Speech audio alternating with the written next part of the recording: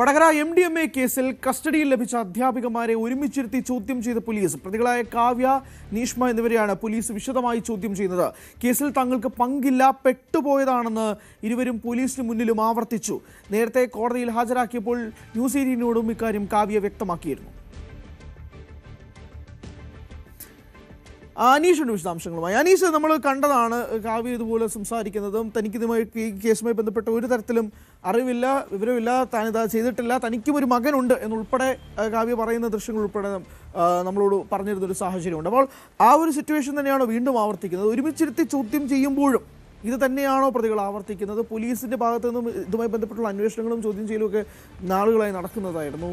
ഇത് തന്നെ അവർ വീണ്ടും ആവർത്തിക്കുന്ന സ്ഥിതിയിലേക്കാണോ?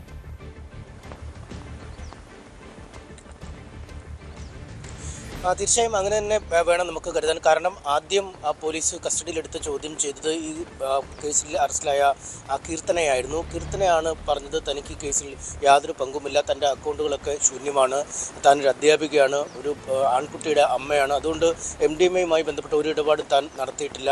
കാവ്യ എന്ന തൻ്റെ സുഹൃത്തിൽ നിന്നും താൻ പണം കടം വാങ്ങുകയായിരുന്നു. ആ പണം തനിക്ക് അയച്ചു തന്നത് മറ്റൊരാളാണ്. അങ്ങനെയാണ് താൻ ഈ കേസിൽ ഇടപെടുന്നതെന്നാണ് ആദ്യം തന്നെ കീർത്തന വ്യക്തമാക്കിയത്. എന്നാൽ കീർത്തന പറയുന്നതൊക്കെ കളവാണ് എന്നാണ് ഇപ്പോൾ കാവ്യ, ഈ കേസിലെ മറ്റൊരു പ്രതിയായ കാവ്യ പറയുന്നത്. റിയാലിറ്റി എന്താണെന്ന് എനിക്കറിയാം, അല്ലെങ്കിൽ ഞാൻ പറയാം, കാവ്യ പറയുന്നത് മുഴുവൻ കളവാണ്, അല്ലെങ്കിൽ താൻ ആണ് MDMA ഇടപാടിലുള്ള യുവാവുമായി കീർത്തനയെ ബന്ധപ്പെടുത്തിയതെന്ന കാര്യം ശരിയല്ല എന്നാണ് അവർ പറയുന്നത്. താൻ പെട്ടുപോയതാണ് എന്നും അവർ പറയുന്നുണ്ട്. എന്തായാലും പോലീസ് കസ്റ്റഡിയിലും ഇക്കാര്യങ്ങൾ തന്നെയാണ് അവർ ആവർത്തിക്കുന്നത്. ചോദ്യം ചെയ്യലിലും തനിക്ക് കേസിൽ നേരിട്ടൊരു പങ്കുമില്ല, കീർത്തനയാണ് തന്നെ ഇതുമായി ബന്ധപ്പെടുത്തിയെന്നൊക്കെയുള്ള രീതിയിലാണ് അവർ പറയുന്നത്. നീഷ്മയും സമാനമായ രീതിയിൽ തന്നെ മൊഴിയാണ് നൽകുന്നത് എന്ന് നമുക്ക് മനസ്സിലാക്കാൻ കഴിയുന്നു. എന്തായാലും പോലീസ് വളരെ വിശദമായി തന്നെ ഇവരെ ചോദ്യം ചെയ്ത് വരികയാണ്. പ്രതികൾ പലപ്പോഴും അവർക്ക് രക്ഷപ്പെടാനായി അല്ലെങ്കിൽ തങ്ങൾക്ക് നേരിട്ട് ഈ കൃത്യത്തിൽ പങ്കില്ല എന്ന് പറയുമ്പോഴും 3 പേരുടെയും അക്കൗണ്ടുകൾ വഴി വലിയ തുക ബാങ്കുകളിലേക്ക് ഒഴുകിയെത്തിയത് പോലീസ് ഇതിനകം കണ്ടെത്തി കഴിഞ്ഞിരിക്കുന്നു. ഈ അക്കൗണ്ട് രേഖകളൊക്കെയാണ് ഇവരെ ചോദ്യം ചെയ്യുന്നത്. നേരത്തെ കീർത്തനയും സമാനമായ വാദത്തിൽ തന്നെ ഉറച്ചു നിന്നപ്പോഴും ഇവരുടെ അക്കൗണ്ട് വിശദാംശങ്ങൾ കാണിച്ചപ്പോൾ മറുപടിയില്ലാതെ മൗനം പാലിച്ചിരിക്കുകയായിരുന്നു എന്നാണ് നമുക്ക് മനസ്സിലാക്കാൻ കഴിയുന്നത്. എന്തായാലും പ്രതികളെ വിശദമായി തന്നെ ചോദ്യം ചെയ്തു വരികയാണ്. ഇനി അടുത്തതായി ജിൻ കുര്യാക്കോസ് എന്ന മറ്റൊരു പ്രതിയുണ്ട്. അയാളാണ് ഒരു ഡെലിവറി ബോയിയായി പ്രവർത്തിച്ചിരുന്ന ആളാണ്. ഈ 3 അധ്യാപികമാരുടെ അക്കൗണ്ടിലേക്കും എത്തിയിരുന്ന പണം ജിൻ കുര്യാക്കോസിന് കൈമാറുകയും പിന്നീട് അത് വയനാട് സ്വദേശിയായ യുവാവിന് അയച്ചു നൽകുകയുമാണ് ചെയ്തത്. എന്തായാലും ആ പ്രതിക്ക് വേണ്ടിയുള്ള തെരച്ചിൽ ഇപ്പോഴും ഊർജിതമായി നടക്കുന്നു എന്നാണ് പറയുന്നത്. പക്ഷേ ഈ കേസിൻ്റെ ഏറ്റവും നിർണായകമായ ഒരു ചുവടും ആ വയനാട് സ്വദേശിയെ കസ്റ്റഡിയിലെടുക്കുക എന്നത് തന്നെയാണ്.